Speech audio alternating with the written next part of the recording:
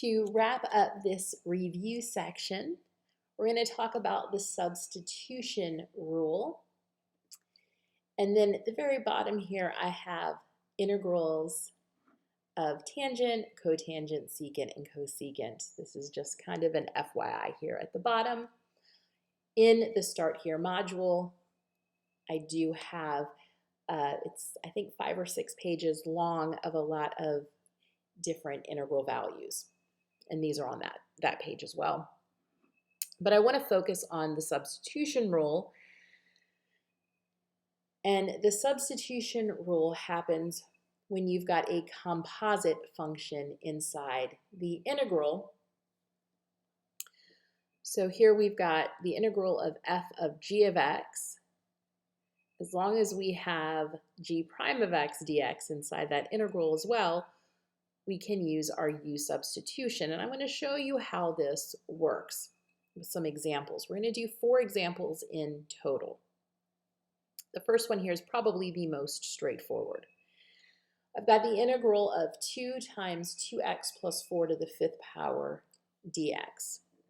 Here I'm going to let u equal 2x plus 4.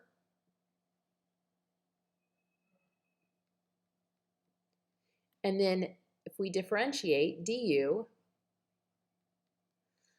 2x just becomes 2 dx.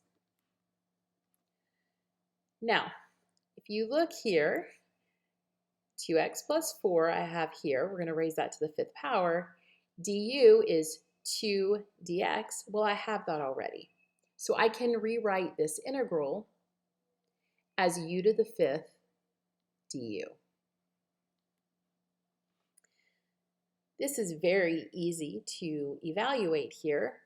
U to the 5th, when we integrate, is going to be u to the 6 over 6. Because it's an indefinite integral, we'll do plus c. Now I'm going to go back and resubstitute for u. U is equal to 2x plus 4. So you have 2x plus 4 to the 6th power over 6, or you could write it as 1/6 times 2x plus 4 to the 6th plus your c.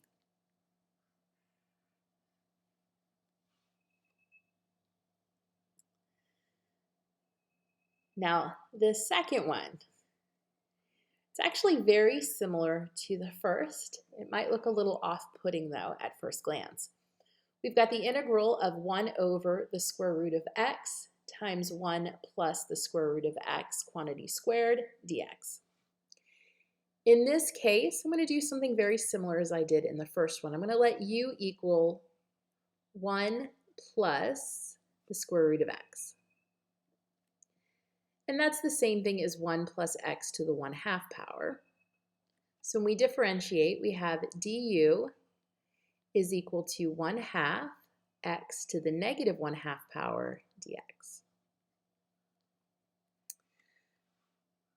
Now, x to the negative 1/2 power, that's the same thing as 1 over the square root of x. So we could rewrite this as 1 over 2 times the square root of x dx. If we look at what we were initially given, we've got a 1 over the square root of x. I need 1 over 2 times the square root of x. That's not a problem. You multiply numerator and denominator by 2. Solves that issue.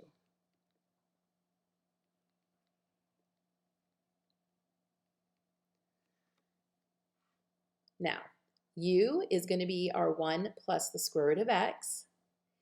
Du is 1 over 2 times the square root of x. I've got that 2 times the square root of x in the denominator here, and then dx.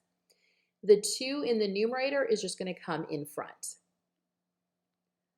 So I end up with 2 times the integral of 1 over u squared du. 1 over u squared is the same thing as u to the negative 2nd power.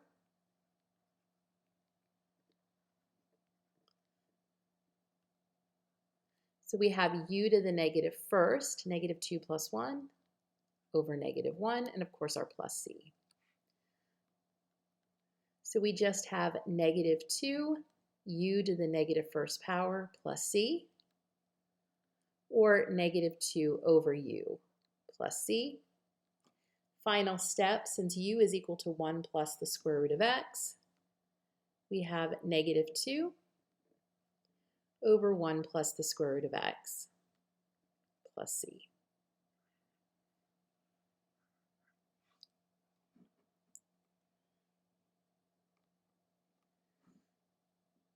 The third example here has a sine and cosine, but it actually is going to work in much the same way as those first two.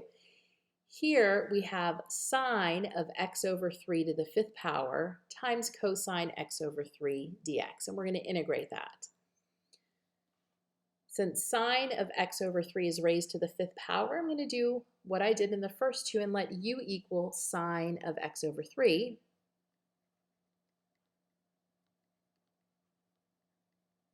And then we'll differentiate. We're going to use the chain rule here.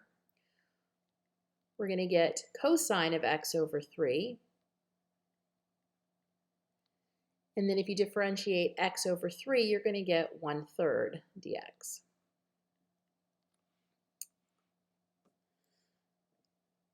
Now, with what I'm given, I have the cosine x over 3. I have the dx. I don't have that 1/3. I can include that by taking the whole integral times 3 times 1/3, because you're really just multiplying by 1.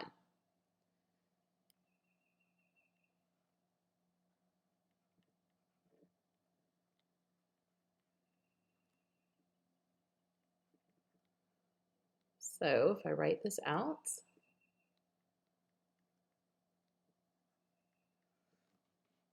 so ultimately 3 times 1/3, I'm just multiplying by 1, so I'm not changing anything.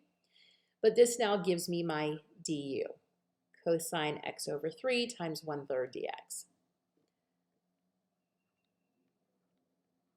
So it's u to the 5th du. We do the substitution, and that's very easy to integrate. It's going to be u to the 6th over 6 plus c. Well, 3 over 6 is just 1/2, so we have 1/2 u to the 6th power plus c. Since u equals sine of x over 3, it's 1/2 sine of x over 3 to the 6th power plus c.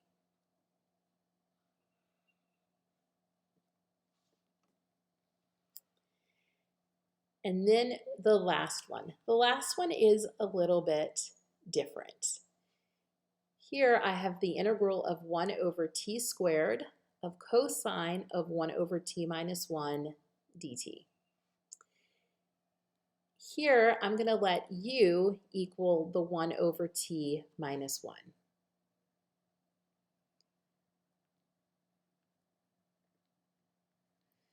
And I could rewrite this as t to the negative first minus 1.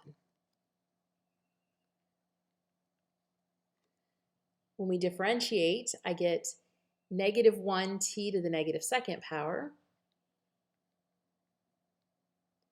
dt,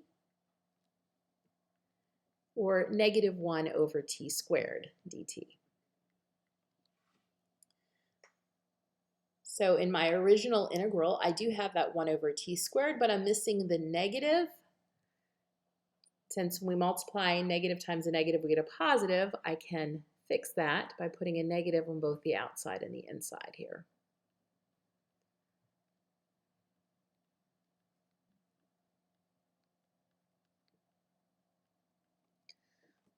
So now negative 1 over t squared dt, that's my du value. So I'm going to have cosine u du inside the integral.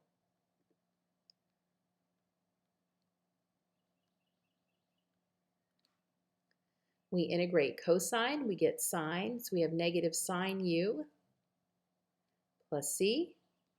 And since u is equal to 1 over t minus 1, that leaves me with negative sine of 1 over t minus 1 plus c.